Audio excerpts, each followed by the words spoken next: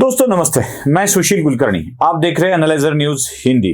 दोस्तों, डर गई सोनिया, सच में डर गई है सोनिया। इसलिए सोनिया गांधी ने लोकसभा के चुनाव संग्राम में उतरने की वजह राज्यसभा में पिछले दरवाजे से जाना उचित समझा है।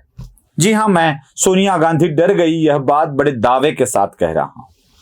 सोनिया गांधी जिस चुनाव क्षेत्र से आती है, रायबरेली से, वहां पे शायद इस बार भारतीय जनता पार्टी सोनिया गांधी को परास्त करने की मूड में है। अब जितना भरोसा राहुल गांधी के ऊपर था कि अमेठी से राहुल गांधी चुनाव हार नहीं सकते, उसी राहुल गांधी को अमेठी से हरवाने का काम भारतीय जनता पार्टी की एक महिला नेता ने किया।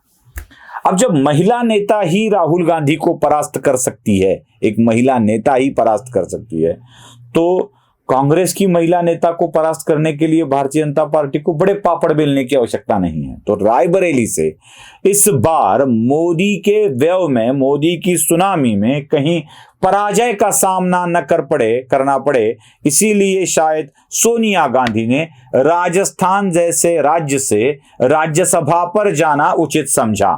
मतलब जहां से हो सकता है वहीं से चले जाओ। महाराष्ट्र भी चुन सकती थी, लेकिन महाराष्ट्र में अभी अपन उनकी ही पार्टी का कुछ कहा नहीं जा सकता, क्योंकि जिस चुनाव के लिए विधायकों की मीटिंग बुलाई गई थी, उसी मीटिंग में उनके 7 विधायक आए ही नहीं, 36 ही विधायक आए और कोटा है 41 का। तो अब कोटे से भी कम विधायक अगर मीटिंग में हाजिर होते हैं, तो हाजिरी लगाते हैं, तो क्या स्थिति हो सकती है महाराष्ट्र में, ये आप जान सकते हैं। इसलिए सोनिया गांधी ने राजस्थान चुना, जहां पर उनका कोटा सुरक्षित है। जरा रायबरेली की जगह का समझ ले कि रायबरेली में क्या कभी कांग्रेस परास्त ही नहीं हुई है, जैसे अमेठी का उदाहरण है। क्या रायबरेली वैसी ही है? बिल्कुल नहीं है ऐसा।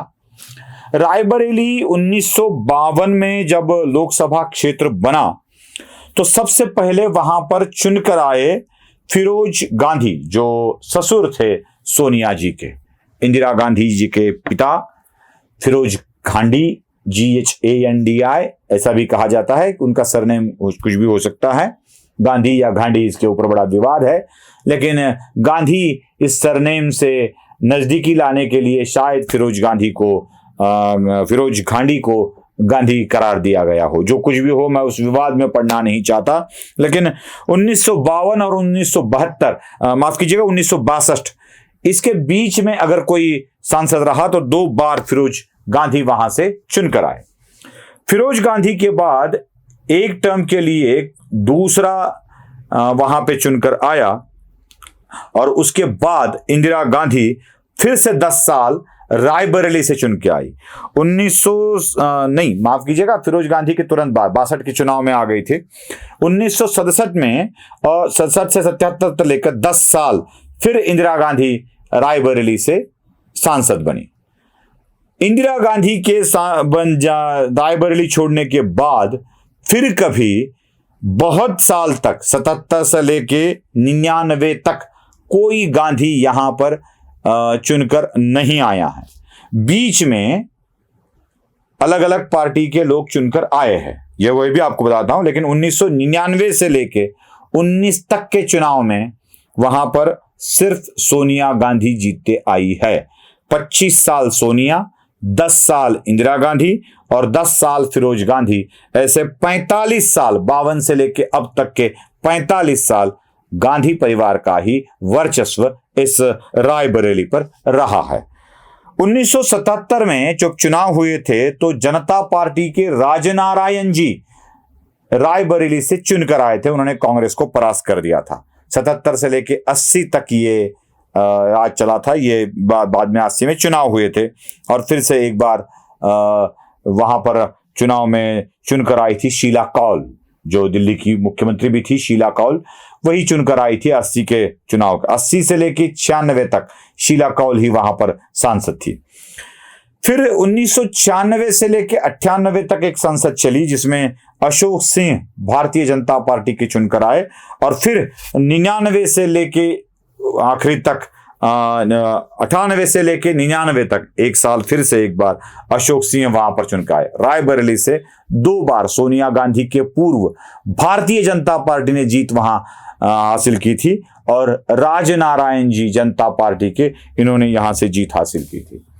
तो भारतीय जनता पार्टी के लिए इस सीट को जीतना कोई सपना नहीं है, कोई ऐसा टारगेट नहीं है कि भारतीय जनता पार्टी उसे अचीव ही नहीं कर सकती।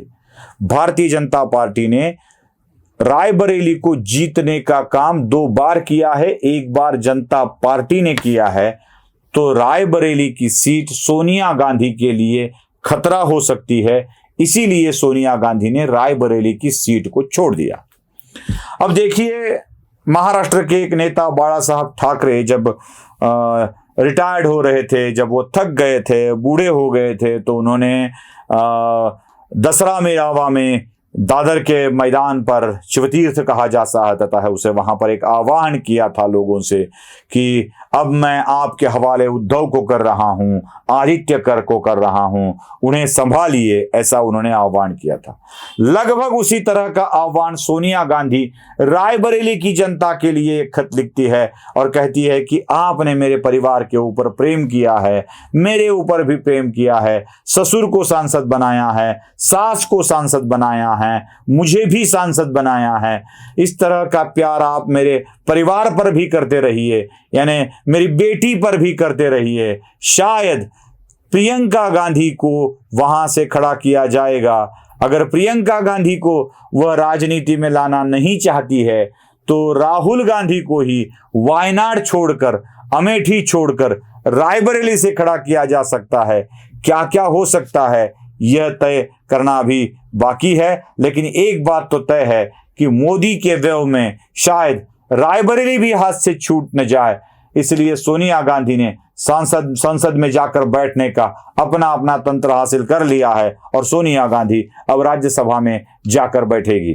सोनिया गांधी राज्यसभा में जाकर बैठेगी तो बेचारे कांग्रेस के अध्यक्ष जो मल्लिकार्जुन खड़गे है, उनके सामने अभी दिक्कतें बढ़ने वाली है। लेकिन जिस तरह से वो, क्योंकि पार्टी के स्टेज पर सोनिया गांधी को ही, खड़गे को बड़ा मानना होता है, लेकिन कम से कम राज्यसभा में तो, विपक्ष में ही सही, राज्यसभा में तो उनका प्रमुख होना आवश्यक था। लेकिन इस बार सोनिया गांधी आ रही है तो वह भी बड़प्पन वाली बात मल्लिकार्जुन खड़गे से छीन ली जाएगी, क्योंकि वहां पर भी एक बड़ी नेता सोनिया गांधी होगी।